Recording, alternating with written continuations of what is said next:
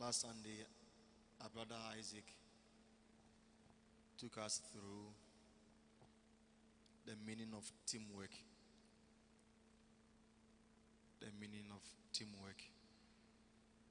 And this morning, I've been given the privilege to take us through some key factors affecting teamwork. Some key factors affecting teamwork and organizational performance. Key factors affecting teamwork and organizational performance. Before that, we want to also look at another definition of teamwork.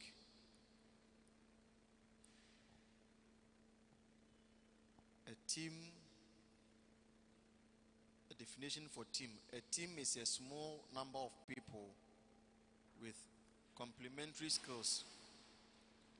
A team is a small number of people with complementary skills who are committed to a common purpose, performance goals, an approach for which they hold themselves mutually accountable. I want to take it again. A team is a small number of people with complementary skills who are committed to a common purpose. So a team is committed to a common purpose. Performance goals and approach for which they hold themselves mutually accountable.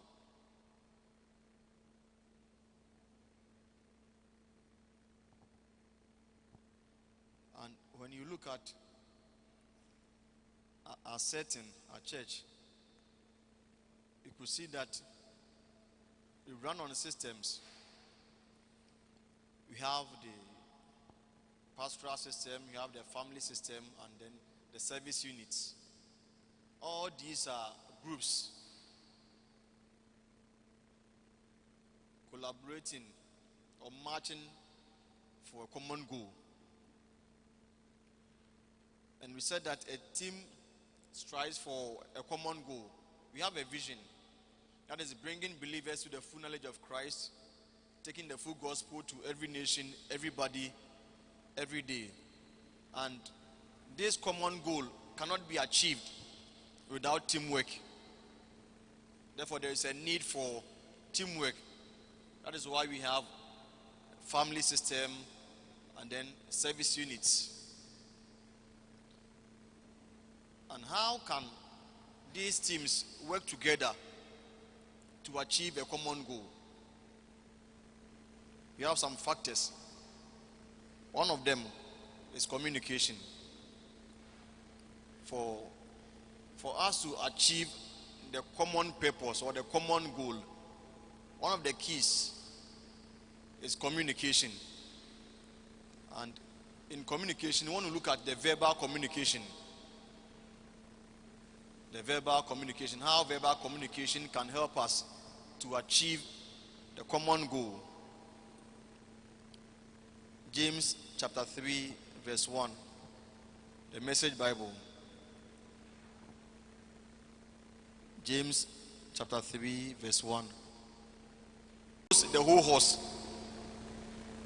A small rudder on a huge ship in the hands of a skilled captain sets a course in the face of the strongest wind. A word out of your mouth may seem of no account. Verbal communication. James the apostle is telling us that our words can either build or destroy. As we go about winning souls, as we go about preaching the gospel and inviting many to church, we can destroy these activities or we can destroy these efforts by our words. And he says that Verse 6. A careless or wrongly placed word out of your mouth can do that. It says, by our speech we can ruin the world, turn harmony to chaos. By our own words. In a team, our words, the use of words can destroy the team. The use of words can also build up a team. So James is saying that we should be careful anytime a word comes out of our mouth. And he says that a word can destroy a whole nation. In the 90s in Rwanda, a word brought a whole nation down. A word from somebody's mouth brought chaos. Many were killed. In 100 days, they killed a lot of people and they brought their own nation down. The nation that they, in fact, they built with all their might, with all their resources. Somebody could use a word to bring that nation down. A careless word. So in as much as we are building our family systems, building our service units, we have to be careful of the words that we use in building. And it says that a careless or wrongly placed word out of your mouth can do that. By our own speech, we can ruin the world, turn harmony to chaos. It means that a word can destroy a lovely family. Throw mud on a reputation. These are the things that words can do. It says that words can throw mud on a reputation. That is accusation or slander. Somebody can paint you black.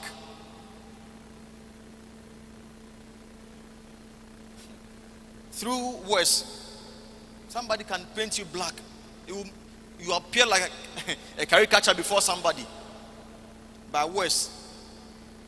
Sometimes people do that out of sentiments, out of imaginations, out of selfish interest. So James is telling us that we should be careful, mindful of words, what people tell us about people. Sometimes they are not true. Send the whole word up in smoke and go up in smoke with its smoke right from the pit to hell. Please, let's move on. It says this is scary. The tongue is scary. You can tame a tiger, but you can't tame a tongue. It's never been done. The tongue runs wild. A one-ton killer. The tongue can kill. The tongue can bless. With our tongues, we bless. We bless God, our Father. With the same tongues, we curse the very men and women He made in His image. What a paradox. We can bless the Creator and kill His creation with our own words. Our own words. People may be living peacefully. All of a sudden, they become enemies. Why? Because somebody told this one this one that. If we want to destroy ourselves, what we can do is that we will just go to this person, tell this person this, tell this person that, and before you realize,